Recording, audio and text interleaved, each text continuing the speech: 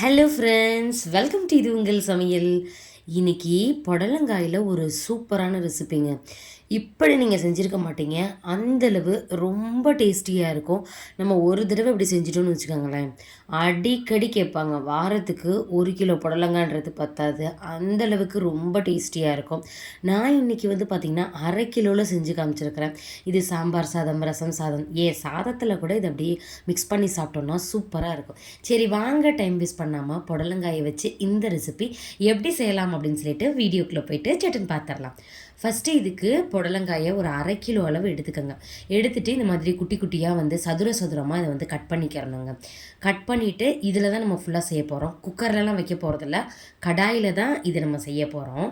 இதுக்கு ஸ்பெஷலாக மசாலாலாம் அரைக்க போகிறோம். ஃபஸ்ட்டு கடாய் வச்சுக்கலாம் அடுப்பில். அதில் எண்ணெய் சேர்த்துக்கோங்க. எந்த எண்ணெய்னாலும் பரவாயில்ல, நல்லெண்ணெய், தேங்காய் எண்ணெய்ன்னு சொல்லிட்டு சேர்த்துட்டு தாளிக்கிறதுக்கு கடுகு சேர்த்துக்கோங்க. கடுகு நல்லா பொரிஞ்சதுக்கு அப்புறமேட்டு அதை விட கொஞ்சம் கம்மியாக சீரகம் சேர்த்துக்கலாம். 1 டீஸ்பூன் கடுகு, 3/4 டீஸ்பூன் சீரகம் அப்படின்றது சரியாக இருக்கும். தாளிக்கிறதுக்கு இது மட்டும் போதும், வேறு எதுவுமே தேவையில்லை. சோம்பு அந்த மாதிரி எதுவும் தேவையில்லை. கொஞ்சமாக கறிவேப்பிலையும் சேர்த்துக்கலாம். சேர்த்துட்டு இப்போ நம்ம நறுக்கி வச்சுருக்கிற புடலங்காயை இதில் சேர்த்துக்க போகிறோம். ஒரு 1/2 கிலோ அளவு மேலே ஸ்கின்னை மட்டும் லைட்டாக எடுத்துடணுங்க. ரொம்ப பீல் பண்ணணும்னு அவசியம் இல்லை. நல்லா கழுவிட்டு லைட்டாக எடுத்திங்கன்னா ஒரு மெழுகு மாதிரி வரும். மெழுகு கிடையாது, அந்த மாதிரி வரும். அதை எடுத்து விட்டுட்டிங்கன்னா ரொம்பவே நல்லாயிருக்கும். சீக்கிரமாகவும் வெந்துடும். விதையுமே எடுத்தாச்சு. எடுத்துகிட்டு ஒரு மூடி போட்டு இந்த மாதிரி மூடி வச்சுக்கலாம், ஒரு லோ ஃப்ளேம் பண்ணிவிட்டு. இதுலேயே தண்ணி கண்டென்ட் இருக்கிறதுனால நான் ஃபஸ்ட்டு தண்ணி சேர்க்கலை. தண்ணி எல்லாம் வற்றுனதுக்கு அப்புறமேட்டி கொஞ்சமாக தண்ணி சேர்த்துக்கலாம். ஒரு 3 நிமிஷம் போனதுக்கு அப்புறமேட்டி தண்ணி இந்த மாதிரி சேர்த்துக்கோங்க. ஒரு 6-7 நிமிஷத்துலேயே இது நல்லாவே வெந்துருங்க. லைட்டாக தண்ணி தெளிச்சுட்டு மறுபடியும் இதை ஒரு மூடி போட்டு மூடிக்கலாம். இப்போதைக்கு இதில் உப்பு அந்த மாதிரி எதுவுமே சேர்க்கணும்னு அவசியம் இல்லை. மறுபடியும் மூடி போட்டு நல்லா லோ ஃப்ளேம்லேயே விட்டுருங்க. இது நல்லா வேகட்டும். இதுக்குன்னு ஒரு ஸ்பெஷலாக ஒரு மசாலா ஒன்று அரைக்க போகிறோங்க. நல்லா வறுத்து அரைக்க போகிறோம். டேஸ்ட்டு ரொம்ப டிஃப்ரெண்ட்டாக இருக்கும். இப்போது அந்த மசாலாவை நம்ம அரைச்சிடலாம். அதுக்கு பார்த்திங்கன்னா ஃபஸ்ட்டு ஒரு கடாய் எடுத்துக்கோங்க. எண்ணெயெல்லாம் எதுவும் சேர்க்க வேண்டாம்.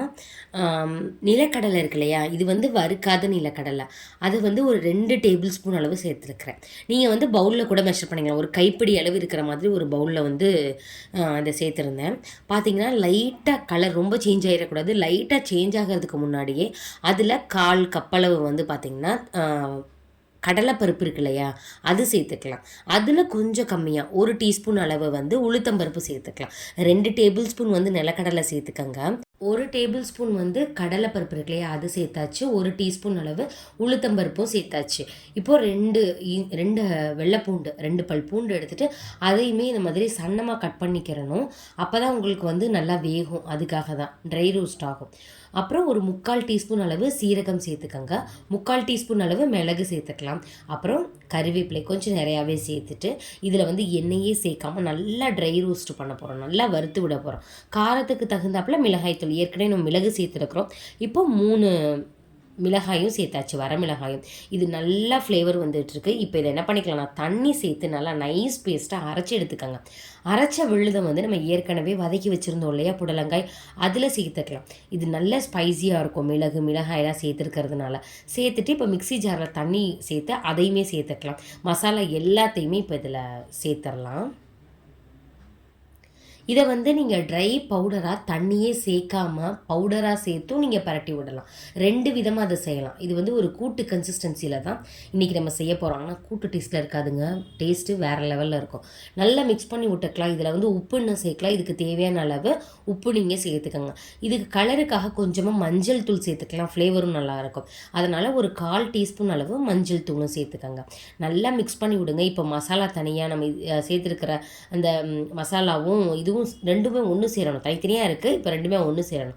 அந்தளவுக்கு அடுப்பு ஃப்ளேமை கொஞ்சம் கூடு பண்ணிக்கிட்டு நீங்கள் மீடியம் ஃப்ளேமில் வச்சுட்டு நல்லா அதை மிக்ஸ் பண்ணி விட்டுட்டே இருந்தீங்கன்னா இதில் இருக்கிற பச்சை வாசனையும் போயிடும். அப்படியே புடலங்காயில் நல்ல ஒரு கோட்டாயிருங்க. நல்லா அதை மிக்ஸ் பண்ணி விட்டுட்டே இருங்க.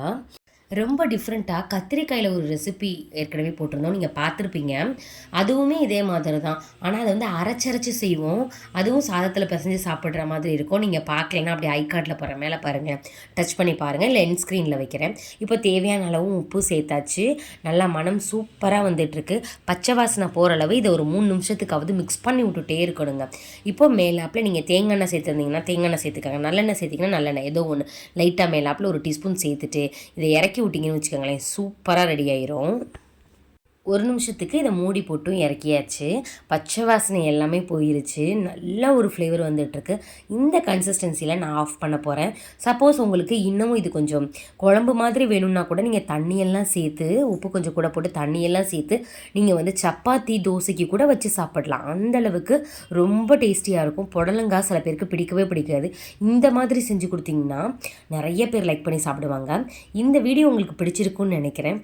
பிடிச்சிருந்துச்சுன்னா இந்த வீடியோவுக்கு ஒரு லைக் கொடுங்க. உங்கள் ஃப்ரெண்ட்ஸ் அண்ட் ஃபேமிலிஸ் கூட ஷேர் பண்ணுங்கள். சப்ஸ்கிரைப் பண்ணலைன்னா சப்ஸ்கிரைப் பண்ணிக்கோங்க. இதே மாதிரி நிறைய ரெசிபிஸ் நம்ம சேனலில் போட்டிருக்கோம். தேவைப்பட்ட டெஸ்கிரிப்ஷன் பாக்ஸ்லையும் என் ஸ்க்ரீன்லேயும் வைக்கிற போய் பாருங்கள். இதே மாதிரி ஒரு இன்ட்ரெஸ்டிங்கான வீடியோவில் பார்க்கலாம். தேங்க்யூ, பாய்.